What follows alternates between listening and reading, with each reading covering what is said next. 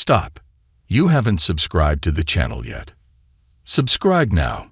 We have new stories every day. Now, let's go. Satisfied with her work, she looked into my eyes, smiling as she asked, "That was incredible. So when do we meet again?" I chuckled and replied, "I'll call you soon." She leaned over, collecting the stack of $100 bills from the nightstand, hesitating briefly as her eyes fell on a smaller stack nearby. "Take it as a tip," I told her, and with a grin, she scooped up the extra cash, giving me a quick peck on the cheek. Just before she reached the door, she turned back and said, "Merry Christmas." Her cold, transactional look shattered any illusion I might have held. Alone in that Las Vegas hotel room, the emptiness hit me. There wasn't any love, no companionship, just a costly escape. "Merry Christmas," I muttered under my breath as I rolled over and drifted off. When I woke up, I went over the weekend's events. Even with last night's splurge, I still had a $3,500 profit from blackjack. I'd aimed for $5,000 by the end of the week, but now the challenge was steeper. Every Vegas trip followed my strict playbook. Only blackjack, no drinking or gaming when fatigued, staying unnoticed, spreading bets across casinos, and bailing as soon as I hit my target. I had my own tricks, altering my look, shifting goals, and keeping away from high-stakes tables.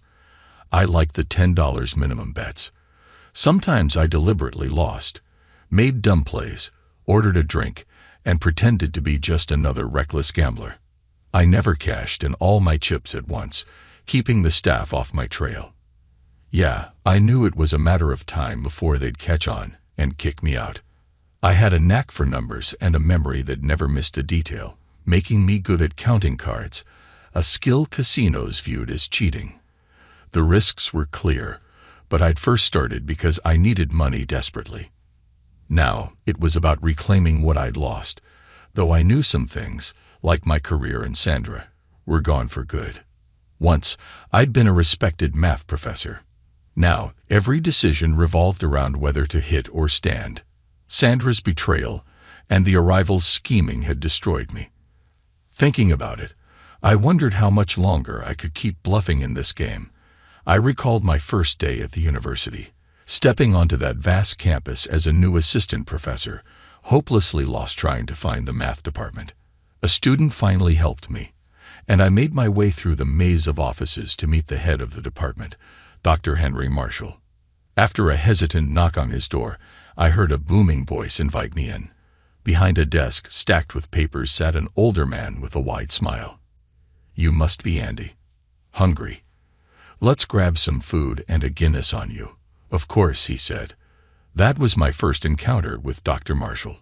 Over lunch and a few beers, he told me to call him Hank and introduced me to nearly everyone in the department.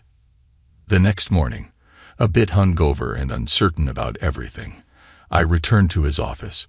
Hank never wanted to lower his voice. He went over my course load and gave me an in-depth rundown of the campus dynamics. The English department clashed with Spanish. Nobody cared much for the French, and the German department was like a mythological creature few had seen. Oriental languages, up-and-comers.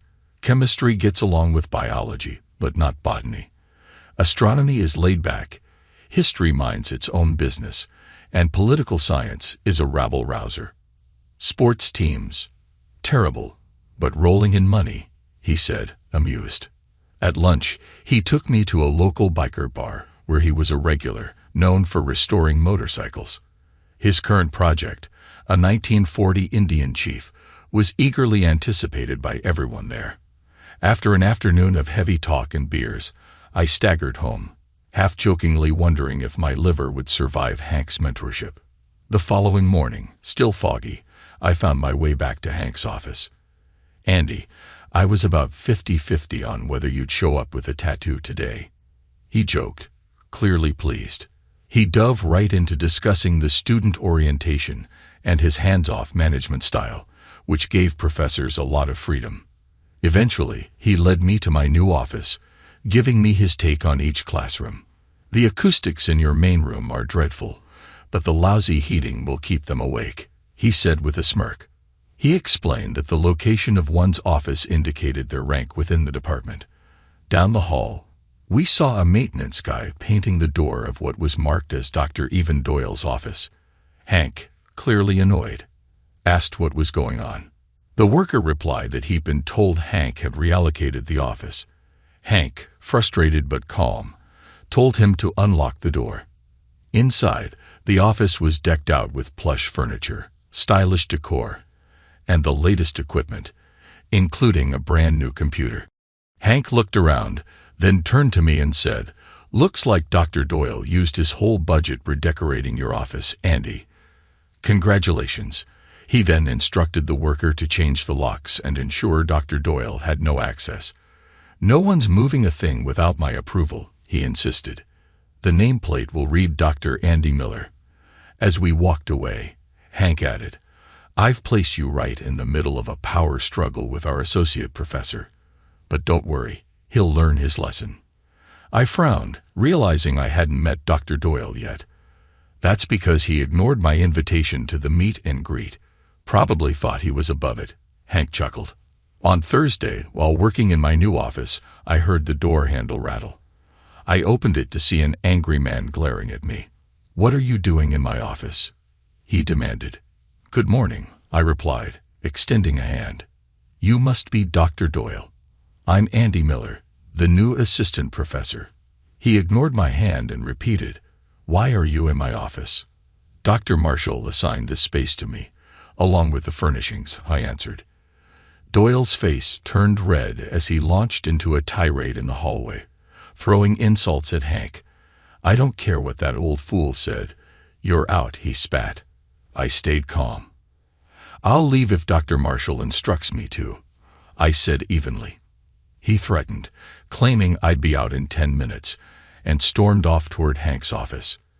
Hank's secretary, Deb, had witnessed the whole scene, so Hank was well prepared when Doyle showed up. 30 minutes later, Doyle returned, seething. "I'm here to collect my furnishings," he hissed through gritted teeth. Dr. Marshall explicitly said he alone could authorize any removals, I told him, sparking another outburst from Doyle. Finally, I suggested, "Why not join us for lunch with Dr. Marshall to sort this out?" Doyle shot back with a bitter, "Go screw yourself." I locked my office and made my way to Hank's office. He'd promised to introduce me to the best burger joint in town. As I bit into the burger, I had to admit it was the best I'd ever tasted. Over a beer, Hank and I swapped stories about Doyle's recent antics. It was obvious neither of us would be on his Christmas card list. On Saturday, Hank hosted a gathering at his home for faculty. I arrived early, wine in hand, and was welcomed by his wife, Maggie. She graciously accepted the wine, introducing me around. Between conversations, Maggie shared stories about Hank that made me respect him even more. She confided that they couldn't have children, a hardship that had drawn them closer, though it also left them wondering about what could have been. At one point, she said Hank thought of me as a son, which genuinely moved me. "Well, only Maggie can get folks all teary-eyed," Hank laughed, coming out behind us. He then led me to his pristine workshop, where he showed off his meticulously restored 1940 motorbike. "Something this remarkable deserves a second shot," he said, proudly explaining the bike's journey from junkyard relic to gleaming masterpiece. I couldn't agree more. As the night wound down, Maggie kissed me on the cheek, warmly inviting me to dine with them anytime. Hank added with a wink, "I already see too much of you during the week, so no weekend invasions," and suggested, "Though I might let you help restore my latest bike project on Saturdays." That first semester, I relied heavily on Hank's guidance and soon regarded him as a mentor. We established a standing lunch every Thursday, and by the second week, he insisted on treating. I started to find my footing in the classroom, diving deeper into theorems and mastering the material. Numbers had always been my strength. I'd been branded a math nerd back in high school. Through undergrad, a master's, and my doctorate, I turned down various job offers. choosing instead an assistant professorship to focus on research alongside Hank. Together, we spent long afternoons working through equations and eventually published a paper offering new insights into the Hodgkin conjecture. The paper sparked debates and brought attention to our work, though Dr. Evan Doyle openly criticized it, fueling further tensions within the department. In my second year, I continued refining our research, often using Hank as a sounding board. When my office was moved next to Hank's, it was a sign that I was being groomed for his position when he retired. Gaining tenure was another milestone, though Doyle opposed it, accusing Hank of favoritism. An independent review cleared Hank, but the whole ordeal clearly took a toll on him. When I became an associate professor, my previous position opened up again. To avoid further criticism, Hank formed a hiring committee, which included Doyle. Doyle resisted any candidate who had shown support for either Hank or me. Then Sandra Perry entered the scene. Her credentials and charm immediately impressed everyone, especially Doyle. After she left the room, Doyle couldn't stop raving about her, and Hank and I agreed she'd be a good fit. Sandra became the new assistant professor, and as we left the meeting, I suggested to Hank, "Give her my cold, drafty classroom." He raised an eyebrow, and I added, "With her looks, every guy in the room's going to need a cold shower." He laughed, kept my classroom for me, but reassigned my freshman courses. At Hank and Maggie's annual party, I noticed Sandra alone, her wine glass empty. I introduced myself, saying, "Hi, I'm Andy Miller." She smiled and responded, "Hello, Dr. Miller. It's a pleasure to work with you." "Call me Andy," I offered. "Miller suits you," she replied. "Call me Sandra." Hank joined us, chuckling. "Andy, you're more than just my poor lunch buddy now." He then offered Sandra a tour of the party, adding, "Let's go track down my wife in this crowd." Watching them walk off, I couldn't help but feel a void. Throughout the evening, I found excuses to cross paths with Sandra, making small talk each time. Eventually, I brought her another glass of wine and spotted her talking to Doyle. When I handed her the wine, she thanked me warmly, though Doyle gave me a dark look before dismissing me from their conversation. Not wanting to make waves, I joined Maggie, who seemed to share my thoughts, watching Sandra and Doyle with a frown. "This is the first time Doyle has shown up at one of our parties," she noted. "It's obvious why he came." "Where's Hank?" I asked. "Hiding in the shop, disgusted with Doyle." "Are you going to join him?" she asked. I shook my head. "No, but tell Hank I'll meet him tomorrow at the office. We can work on that BSA bike in the evening." Saturday came, and though I was in the office, I couldn't get Sandra off my mind. Frustrated, I went to Hank's workshop. "About time you showed up," he teased. "I had to replace you with a new mechanic." Sandra was there, dressed casually, clearly just enjoying Hank's company. Sandra and Maggie decided we should all go out to eat, and it's your treat, Hank continued with a laugh. We agreed and headed to a cozy Italian restaurant that overlooked the usual dress code for Hank, who was a regular. The bill was steep, but sitting next to Sandra made every penny worth it. Later, at a jazz bar, I asked Sandra to dance. As we swayed, she leaned back and said, "I should be mad at you." "Why?" I asked, confused. "You left me with Doyle," she replied. "He made my skin crawl and told me to follow him home." I apologized, and she softened, saying, "I could make it up to you by taking you out on Friday." Soon, we were dating exclusively, though Doyle kept pestering her. She joined Hank and me in our research on the Hodgkin conjecture, though Doyle frequently tried to disrupt our work. He even tried to offer his help, but Doyle's efforts to drive a wedge between us failed. After that school year, Sandra and I got married, and for 4 years, I was blissfully wed to the most wonderful woman. I enjoyed my work, my friendship with Hank, and even managed to restore a 1969 Harley-Davidson electric ride. The only challenge left was the Hodgkin conjecture, which still escaped me. One day, Feeling frustrated with my calculations, I began thinking about how to make math exciting for kids. It struck me that elementary education was falling short, especially in math. That's when I got an idea to create entertaining math shows for children, using the university's broadcasting system and involving celebrities. That Saturday night, we went to Hank's place to grill steaks. After dinner, I brought up the idea. Guys, the way we're teaching math to kids is failing them. We need to make fun, engaging shows that cover the basics.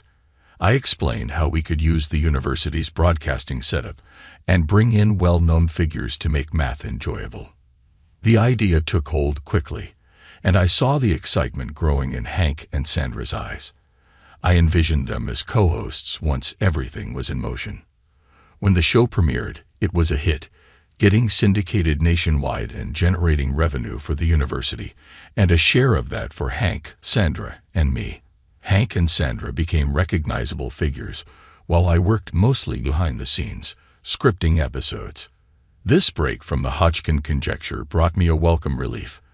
I even co-authored several math textbooks, and Sandra and I began discussing the idea of having children.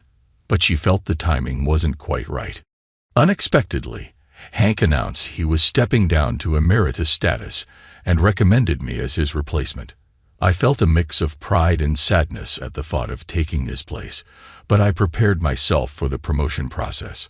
At the open hearing, just when I thought things were going smoothly, Reese Cook, a former student, leveled a shocking accusation against me. She claimed I coerced her into an affair. I denied it vehemently, but the committee allowed her to speak on. I saw Sandra's tear-streaked face, and a wave of devastation washed over me. Reese's roommates supported her story, and Sandra left the room before they'd even finished. When it was my turn to defend myself, I denied the allegations and demanded an investigation, but it was too late. The committee decided against my promotion. I left the hearing only to find that Sandra had packed her things and was gone. I went straight to Hank. He was shocked and outraged, encouraging me to fight back, but my focus was on finding Sandra. Despite all my efforts, I couldn't locate her. To make matters worse, the university appointed Doyle as interim department head and stripped me of my office. Weeks later, I got a 2 a.m. call from Maggie. Hank had died of a heart attack before I could reach the hospital. The funeral was a blur of grief, and afterward, Maggie decided to move to Florida to be near her sister, leaving me feeling utterly alone. Not long after, Doyle was officially promoted to Hank's former position. He summoned me to his office and made me wait for 2 hours before accusing me of plagiarism. When I asked who had made the allegation, he smirked and replied, "Your wife, Sandra." Another committee was formed, this time chaired by the dean, to investigate the claims. I brought an attorney and anxiously awaited Sandra's testimony. When she entered, she glared at me with pure hatred. As I tried to speak, my lawyer motioned for me to keep quiet. Sandra testified that I'd stolen research from Doyle with Hank's help. My lawyer tried but couldn't break down her story. She finished without so much as a glance in my direction, and shortly after, I was fired for plagiarism. 2 weeks later, divorce papers arrived. At the deposition, I couldn't stop myself from interrupting the talk to her, earning a contempt citation from the judge. Eventually, the divorce went through, with Sandra taking 65% of our assets, the house, and 2 years of alimony. As she left the courtroom, Doyle was there to console her. Later, Sandra even sued me for the rights to the TV show. I threw the papers down, got on my bike, and rode aimlessly. I didn't attend the hearings, so I assumed she won by default. With everything I'd worked for gone, I couldn't find any job in academia or business. With no options left, I thought about taking on manual labor. Sitting in a coffee shop near Las Vegas, I decided to take a shot at the casino scene. I watched the games for hours, concluding that blackjack had the best odds if I could master a system. Starting cautiously, I observed other players, then began to play. After 6 hours, I was up $3,000. It felt like a revelation. I checked into a casino hotel and crashed. The next day, I kept learning, picking up tips about comps, player cards, and blackjack techniques. I realized I needed to switch casinos regularly to avoid attracting too much attention. As I traveled between casinos, my earnings grew, and I managed to keep up with the alimony payments, mailing them through postal money orders, and including notes begging Sandra to contact me.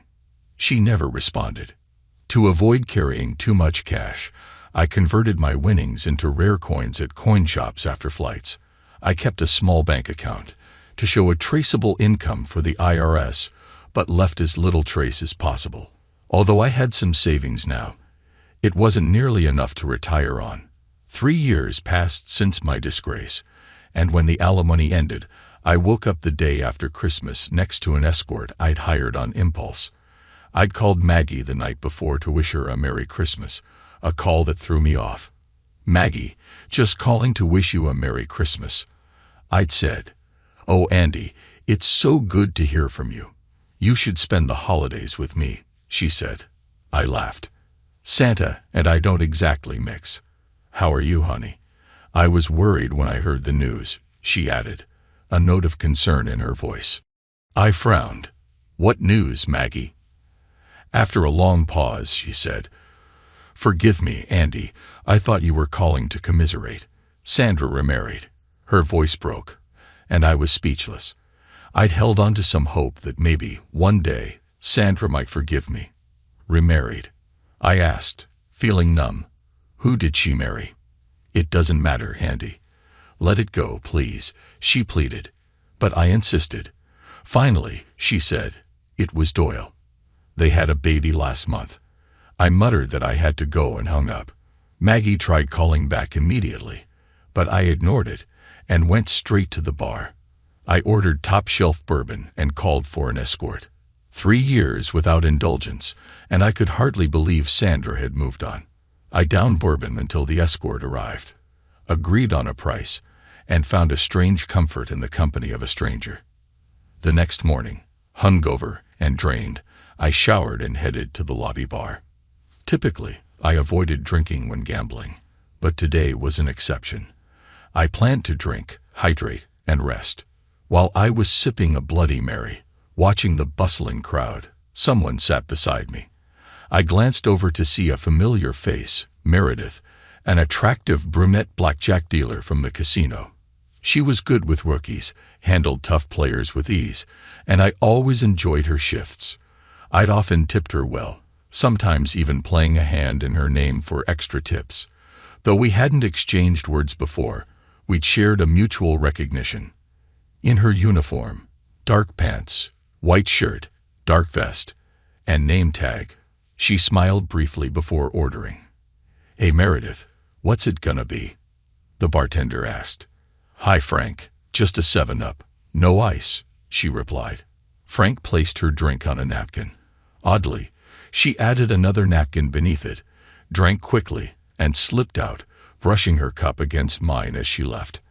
I found it a bit rude but let it go. When I reached for my empty cup, I noticed a message scrawled on the napkin beneath it. "They are watching you." My pulse quickened, but I stayed calm, covering the napkin with my hand and motioning for the bartender to clear the glass.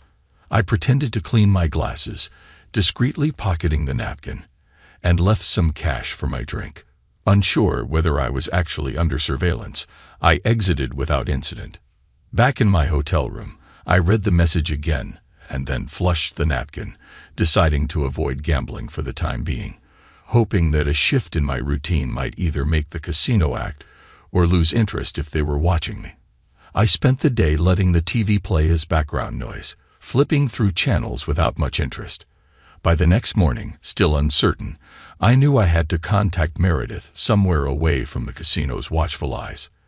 From a bar on the mezzanine, I observed her shift and noted she took the number 7 bus to get home. The next day, I rode several buses, checking to see if I was being followed, but no one seemed to be trailing me. 20 minutes before her shift ended, I boarded the number 7 bus. When Meredith got on, I whispered, "We need to talk." Her eyes widened in recognition, and she quickly got off at the next stop. I followed her into an IAOP, where we found a table, and she spoke first. "I wondered if you'd contact me," she said. "When I didn't see you, I thought you'd left town." I leaned forward, anxious. "Who are they? Why are they watching me?" She settled back in her chair. "You know why. They think you're counting cards." "Then why haven't they come after me?" I asked. "Because they're not certain yet," she replied. "They're watching to be sure. You don't fit the usual profile. You play at low-stakes tables. You don't make big moves even when the odds are favorable. And sometimes you even make dumb bets and lose money." Just then, the waitress came by, and we placed our orders. While waiting, I thought of more questions. "How'd they even notice me?" I asked. "Hard to say," she replied. "You're just on their radar." "And how did you find out about it?" I pressed. She sighed. "They asked me to keep an eye on you." I studied her for a moment. "So, why warn me?" She hesitated, then said, "I started working at the casino to save for college, but then I got pregnant, and my boyfriend became abusive. I left him and struggled to get by. A few years back, I reported a lucky player to security, and they took him away. I got a raise afterward, but I heard rumors about what happened to him. I didn't want that kind of guilt on my conscience again." Our food arrived, and as we began to eat, I looked at her. "How can I trust you?" She held my gaze. "You can't." After we finished, we ordered more coffee. "So I'm on their radar, but not in trouble yet?" I asked. "That's right," she confirmed. I slumped back, considering my bleak prospects. "What's wrong?" she asked. This was my last shot. Gambling was supposed to be my way out. "Why?" she asked, and I explained my life story and the scandals that led me here. After a pause, she suggested, "Why not switch to poker?" "I don't know how to play poker," I admitted. "You've been making money at blackjack, but you don't know poker." She looked surprised. I shrugged. "Blackjack's simple. You just beat the dealer or let them bust.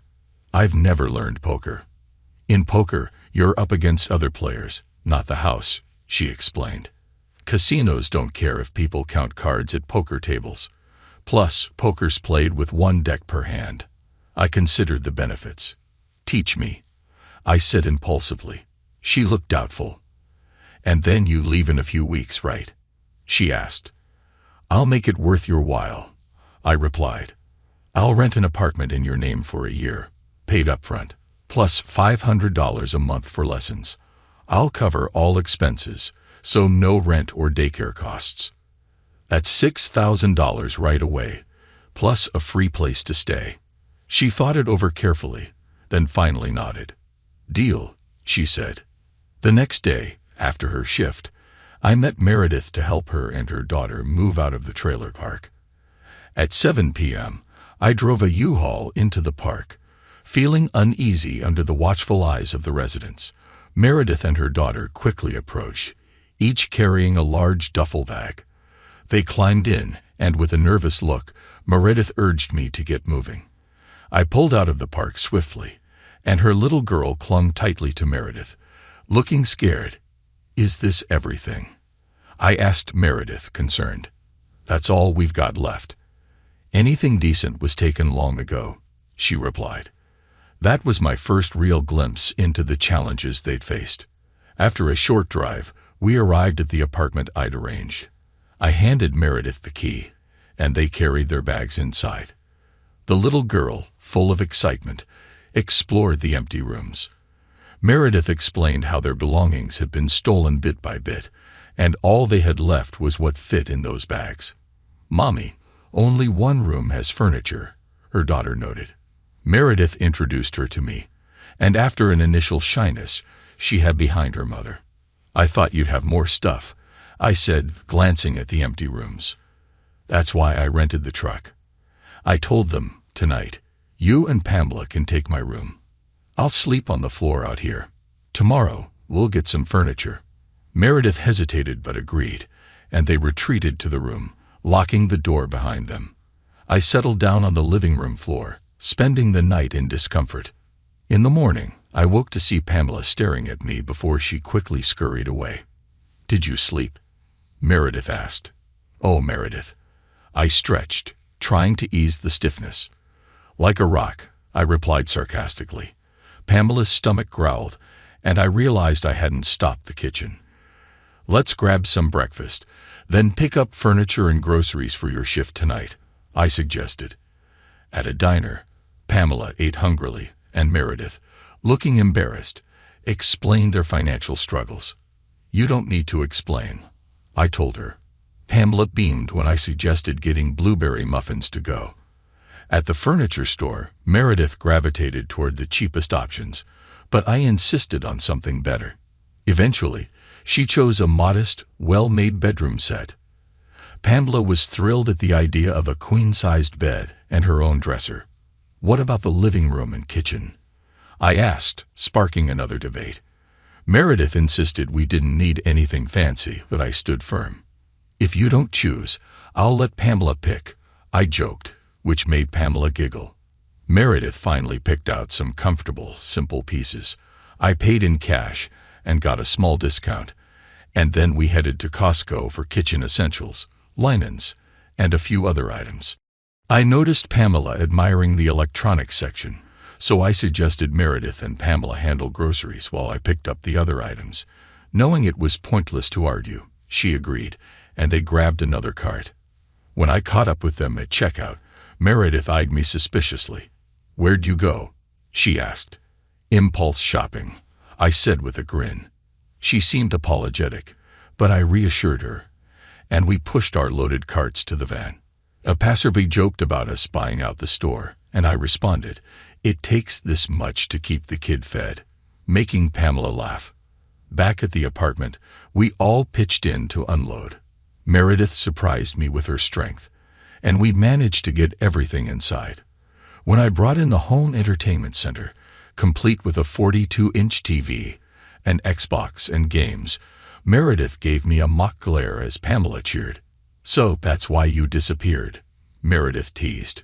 Pamela was beside herself with excitement.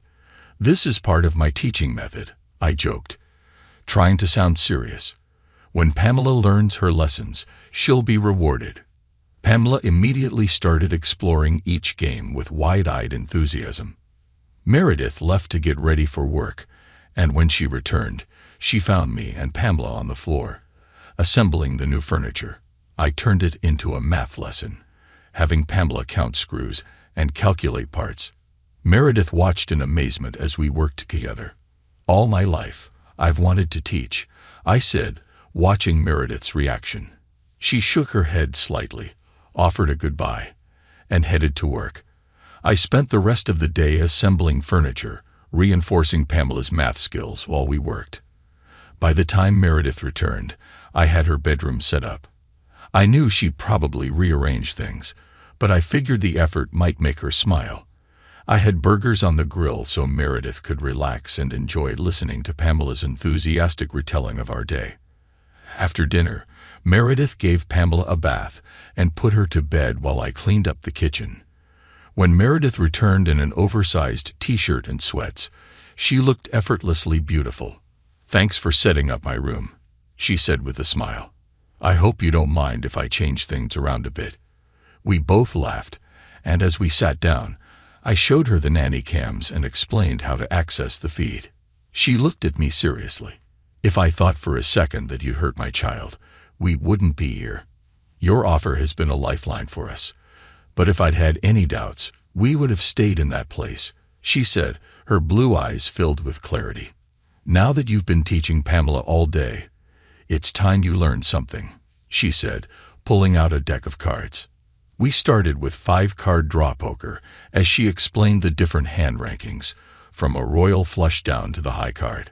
I grasped the concepts easily, understanding the odds. We played late into the night, with her winning consistently. Finally, she called it a night, saying she needed sleep, and I headed to bed, feeling frustrated that poker didn't come as naturally as I'd hoped. Still, I was oddly comforted by the lingering scent of her perfume on the sheets. The next morning, I awoke to the aroma of bacon and eggs. Stumbling out, I found Pamela at the table, counting Cheerios and practicing her adding and subtracting before eating.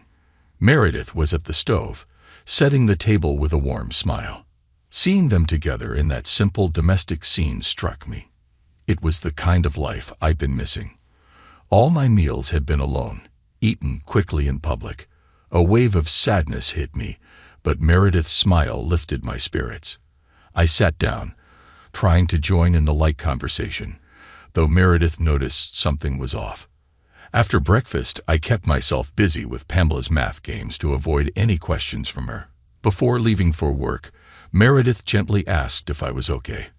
"I will be," I replied, lying a bit to reassure her. Weeks went by in this routine. Breakfast, lessons with Pamela, Meredith off to work, more lessons, dinner, Pamela's bedtime, and then poker training. We worked through various games, and though I picked up the rules, I kept losing. It made me doubt my investment in this arrangement, but I stuck with it. One night, while playing Texas Hold'em, I got a royal flush, but before I could place a bet, Meredith folded. Frustrated, I asked how she guessed my hand. She explained that I'd been giving away subtle tells that revealed what I was holding. That night marked the start of advanced lessons focused on reading opponents, bluffing, and refining my strategy. Over the next 2 months, I continued teaching Pamela, who excelled in everything from basic math to early algebra. Meredith worried she might be bored at school, but I assured her that Pamela would thrive. When the time came for Pamela's school orientation, Meredith took the day off and asked me to join them. I could see how nervous she was, hovering over Pamela like a protective mom. Pamela, though, seemed thrilled and eager to join her new classmates. Just before class began, she surprised us both by giving me a big hug. Touched, I encouraged her, and she joined the other kids. Afterward, Meredith wiped away tears, and I suggested we spend the day at a park rather than head home. We wandered around the park, enjoying ice cream and sitting quietly on a bench. Slowly, Meredith opened up about how she and Pamela ended up in Las Vegas. She'd grown up with a father who struggled with addiction, kicking her out at 18. She moved to Vegas, met Arthur, and got pregnant. While Meredith worked at a casino, Arthur stayed home, drinking and eventually getting involved with meth. Things escalated until he became abusive, and after a police raid, he even threatened her from jail. She took Pamela and moved to a rundown trailer park, trying to survive. Tears began streaming down her face as she shared her fears about losing Pamela. I dropped my ice cream and put my arms around her as she cried, though some passers-by shot us curious looks, assuming I was the cause of her distress. I reassured her, reminding her of her strength. She looked up at me with tear-streaked eyes. "Do you think I'm beautiful?" she asked, vulnerable yet defiant. "More than that," I replied, feeling my heart pound. "You're one of the most beautiful, desirable women I know. I only wish I had a chance with you." She blinked, surprised. "Why haven't you told me before?" she asked. I hesitated. "I'm just a washed-up professor, surviving off casino wins. I have nothing to offer, and I'm a lot older than you. You and Pamela deserve better. Living with you two has been the best part of my life, and now I've probably messed that up by saying this." She smiled. "You finally went against your logical brain and took a chance. That's the right move." We kissed deeply until a police officer approached, checking if everything was all right. After explaining, we both laughed, feeling a new bond growing between us. Living together, we grew closer even with Pamela around. She noticed the changes, asking to spend more time together as a family. My confidence grew as my understanding of human behavior improved, and eventually, Meredith declared me trustworthy. To test my skills, I accompanied her to the casino. An hour after she started her shift, I went in, feeling the familiarity to play blackjack, but I spotted a security guard watching me, and changed course, heading to the poker tables instead. I spent a week observing the players, noting their mannerisms and strategies. When I shared my insights with Meredith, She confirmed that the casino was still in wait and see mode with me.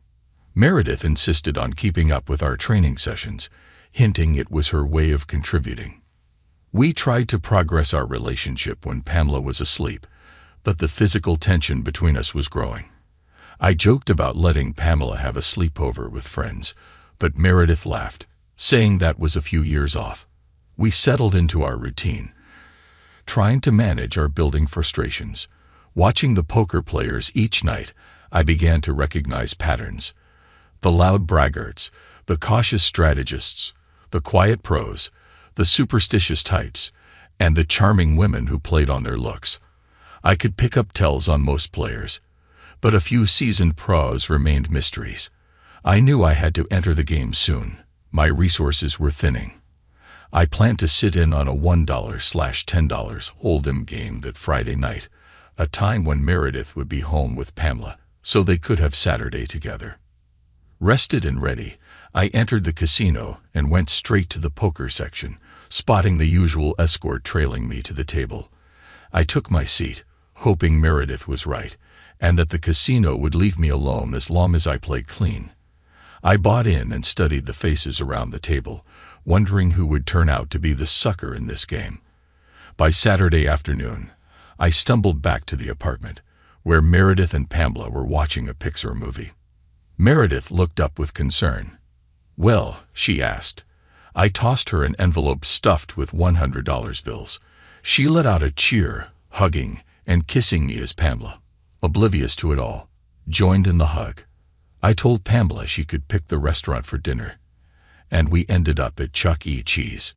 After ordering, Pamela ran off to play while Meredith asked me about the game. "It went smoothly," I replied. "You trained me well." I saw the game unfold like a chessboard. I wasn't the biggest winner, but I did pretty well. A pro at the table recognized my skill, and we stayed out of each other's way. Security didn't hassle me, so I cashed out and came home. Meredith nuzzled against me. "Half of this is yours," I said, handing her a portion of the winnings. "You went above and beyond to get me here. We're partners now." Meredith's eyes welled up. But before she could respond, our food arrived, and Pamela rejoined us. Under the table, I felt Meredith's foot sliding up and down my leg, her silent signal of connection. To keep gambling from interfering with our lives, Meredith and I established some ground rules. I could only play when Pamela was occupied or with Meredith.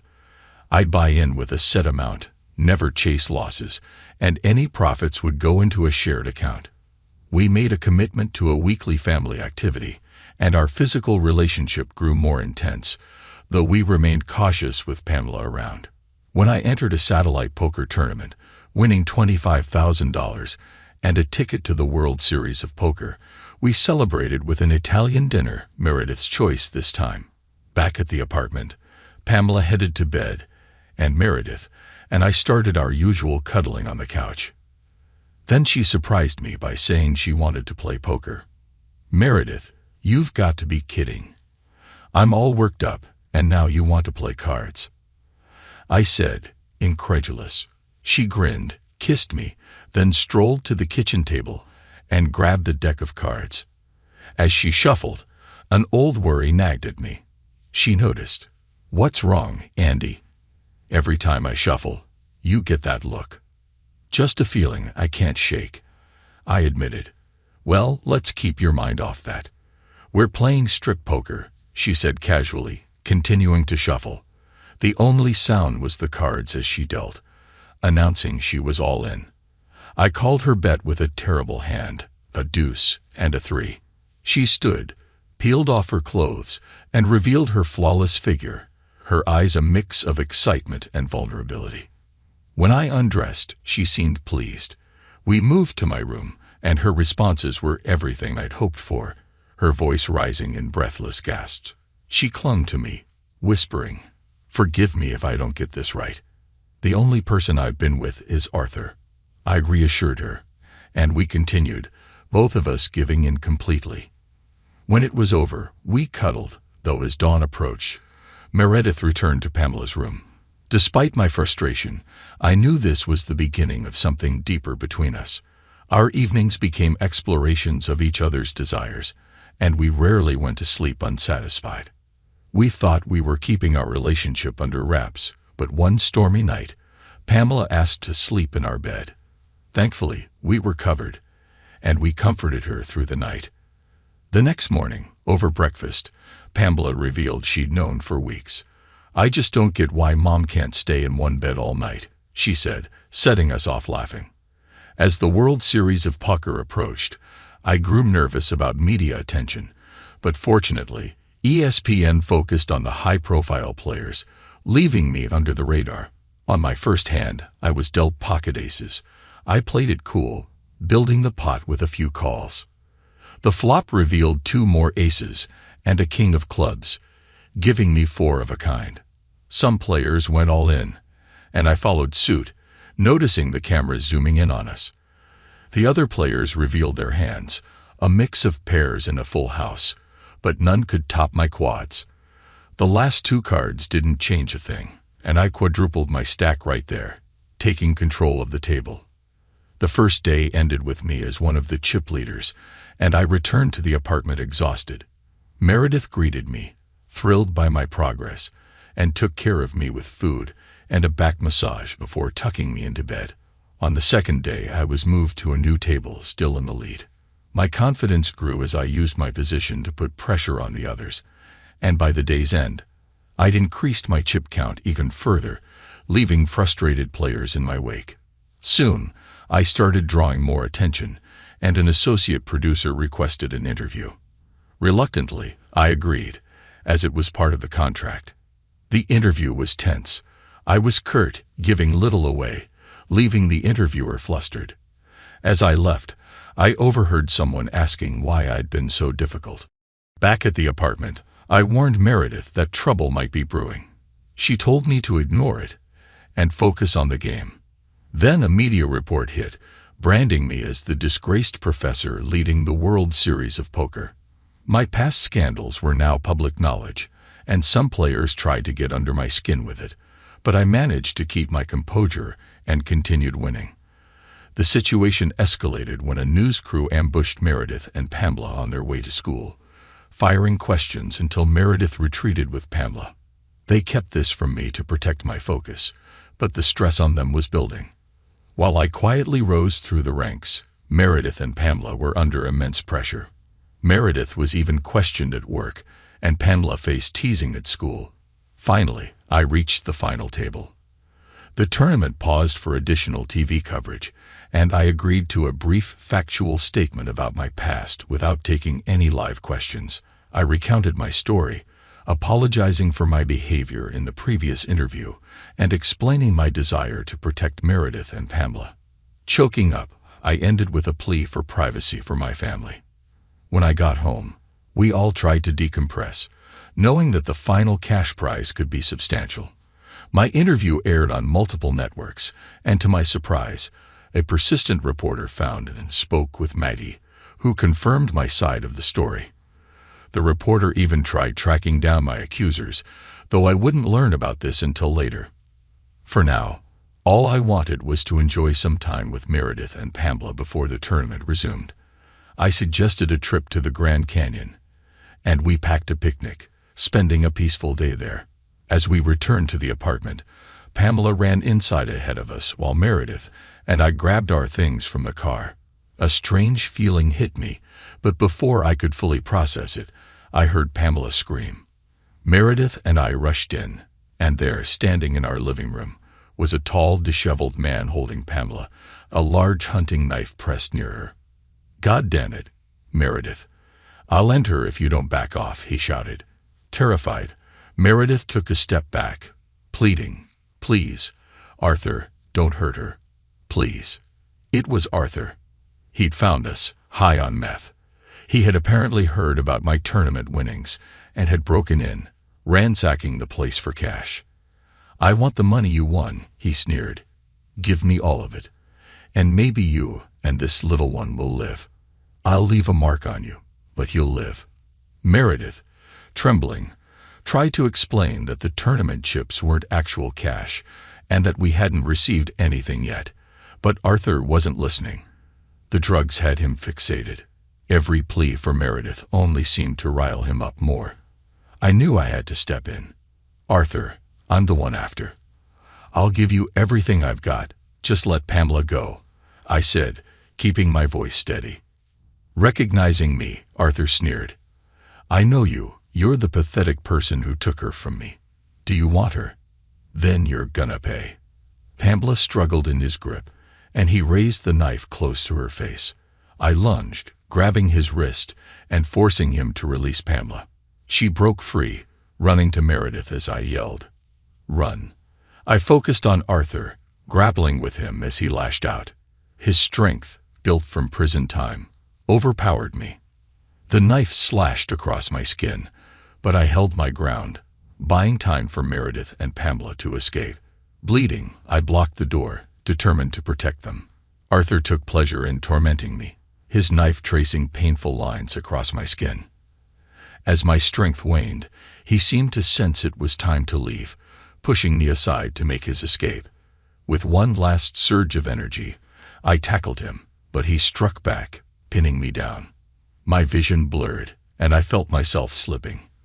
I'd failed too many times in life, and now I was failing them. The last thing I saw was Arthur's gloating face as he prepared for the final blow. Then I heard Pamela's voice, clear and desperate. "Don't hurt my daddy." Her words cut deeper than any wound, and I clung to them with everything I had left. A sharp, jolting shock surged through me, and everything went dark. I was pulled back by an annoying, persistent beeping. My mind struggled to place it until I opened my eyes and saw the stark white ceiling tiles above me. Voices around me murmured, "He's coming around." Activity buzzed around, and then I felt Meredith's warm, soft hand gripping mine as she cried over me. I tried to speak, but she just smiled through her tears, shaking her head, and I faded out again. When I woke up next, Meredith was still there, holding my hand in the intensive care unit. She reassured me that I'd lost a lot of blood and needed stitches, but I would be okay. Apparently, the police had intervened before Arthur could finish me off. I would soon be moved to a regular room. I tried to talk, but I couldn't, and I drifted back to sleep. The next time I woke up, I was in a different room, with Meredith still by my side, though she looked utterly exhausted. "You need to go home and rest," I told her. She refused, saying she and Pamela were managing fine here. At the mention of Pamela, memories of her screams surfaced, and my face twisted with pain. The last thing I heard was Pamela begging Arthur not to hurt her daddy. I thought we'd become a family, and losing that's what hurt most. "Listen," Meredith said, her voice firm. "We are a family. Pamela was crying for you. You know how I know. You told me to go home, not to the apartment, but home. Anywhere we're together is home." Before I could respond, Pamela jumped up onto the bed, crying, "Daddy, Daddy." I wrapped my arms around her, and the three of us held each other, tears flowing freely. The nurses respectfully gave us some time alone. Once we calmed down, Meredith updated me. Arthur's actions had been caught on the nanny cams, securing a long prison sentence for him. The video had even made national news. The World Series of Poker organizers had contacted Meredith to ask if I could continue, leaving the decision to me. "What do you think, Meredith? Should I go back or just give it up?" I asked. She smiled, her voice soft but steady. "I'm just glad you asked. This is your decision. Your family is behind you 100%. And so, despite being a bit battered, I found myself back at the final table, determined to see it through. I played conservatively, letting others duke it out as the blinds rose. One player, a classic bully, taunted everyone, including me, dragging out my past to get under my skin. I knew the organizers would reprimand him for it, but confronting him directly would only signal that he'd succeeded. So I let his jabs roll off, even when he celebrated each win obnoxiously. Play continued, and I managed to hold on by occasionally taking the blinds. Eventually, it came down to 3 players: the bully, a short-stacked guy, and me. The short stack went all in and lost, leaving just me and the bully. Showgirls paraded out trays of $100 chips, creating an impractical but dramatic mountain of cash in the center. Now it was down to one-on-one. The bully ramped up his insults, crossing the line by calling Meredith a meth head. I warned him that he could say what he wanted about me, but my family was off limits. He smirked. I tried to focus, but memories of the Hodge conjecture crept in, unbidden.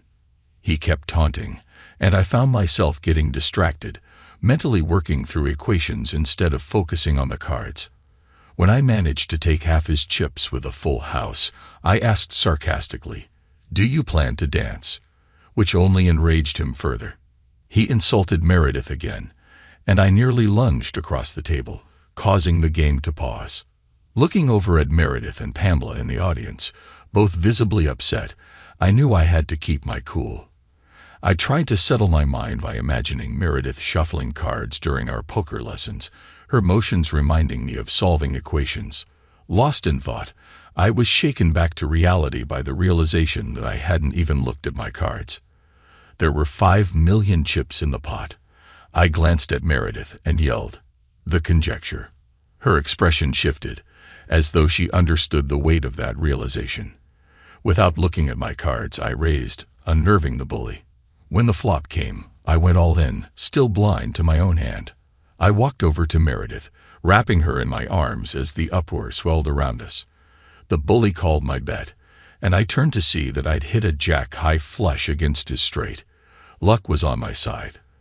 The room erupted, and I was finally brought back for the winner's presentation. The bully stormed off, and I gave a few brief remarks, refusing the gold champion's bracelet in favor of a paper one that Pamela had made for me. We celebrated in a penthouse suite provided by the casino. Afterward, with the winning secured, I requested legal pads, pens, and a laptop to start documenting my breakthrough. 3 months later, an article titled "The Solution to Hodgkin's Conjecture," co-authored by Dr. Henry Marshall and me, was published. The math world was abuzz, and Maggie Marshall and I were awarded $1 million for our contribution. CBS's 60 Minutes featured me as the bad boy math genius. In their investigation, they tracked down my accusers from years before. One of them broke down, while others recanted, revealing that even Doyle and the dean had coerced them. Doyle had used videotapes to blackmail the girls and even traded grades for favors. The accusers admitted they'd been forced to make false statements against me to retrieve their videos. 60 Minutes aired a clip of Doyle and the dean with the young women, followed by a tearful apology from one accuser asking for my forgiveness. The segment ended with 60 Minutes' iconic ticking watch. After the show, my phone didn't stop ringing. I monitored caller IDs, ignoring those from old friends and colleagues who had abandoned me, only to now express support. Then my parents called. Though they'd been quick to judge me in the past, I decided to hear them out. The only person I genuinely wanted to speak with was Maggie. We both cried, finally feeling the weight of vindication lift, though it had come at a steep price. The university's board of trustees reached out, offering me the chance to return. I flew back with Meredith and Pamela, considering several offers. While waiting in the VIP lounge at the airport, I saw Sandra approaching. Even after all these years, her beauty struck me. "Hello, Andy," she said, her voice soft, making my heart skip. "Sandra," I managed to reply, feeling memories flooding back. She paused, as if struggling to begin, then admitted, "I thought about crashing the trustees' event, but even the dean and I are now persona non grata there." She looked down. Evan's past is catching up with him. Some of his victims came forward, even some from our marriage. She took a deep breath. "I left him. I'm taking my son back home to start over. I know I don't deserve it, but I'm asking you to consider us. We were so perfect together. I loved you deeply, but when I heard those accusations, I reacted poorly. I just wanted to hurt you back. You'd love my son. He's an amazing little boy. If it's not too late, would you consider giving us another chance? If not, I understand, but I need your forgiveness." Stunned, I replied, "Sandra, seeing you brings back some happy memories. In a perfect world, we might be able to start over." Her face brightened. "But we're not in a perfect world. Meredith may not have your polish, but she's my partner. She'd stand by me through anything. We're solid, and I can't see my life without her." Sandra's face fell as I continued. "I can forgive what you did to me. It led me to Meredith. But I can't forgive how you treated Hank. He loved you like a daughter, and you abandoned him. You didn't come to his funeral or support Maggie. You were part of the lies against him. So no, I can't give you what you're asking for. I hope you and your son find happiness, but without me in the picture." As Sandra began to cry, an attendant approached to let me know that my companion, Miss Nielsen, and our daughter had already boarded. Sandra's eyes widened at the mention of Meredith's maiden name, recognizing it from my research paper. I turned and walked toward the Gulfstream jet, a perk from the trustees' event. Soon, we were cruising at 30,000 feet, with Pamela in my lap, engrossed in her coloring book. I closed my eyes, letting go of the last bit of pain from Sandra. A little nudge brought me back to the moment. Pamela was seeking my attention. She showed me her math scribbles, and I smiled, confirming her work was spot on. Satisfied, she returned to her coloring. Meredith, amused, was browsing for a baby bassinet on her laptop. I closed my eyes once more, reflecting on how, despite the imperfect world, finding your soulmate made every move, every risk worth it. Then I felt another gentle nudge from my little girl. Thanks to everyone who took the time to listen to today's stories. If you enjoyed it, please consider liking and subscribing if you haven't already. Feel free to share your thoughts on the events in the comments below. Take care.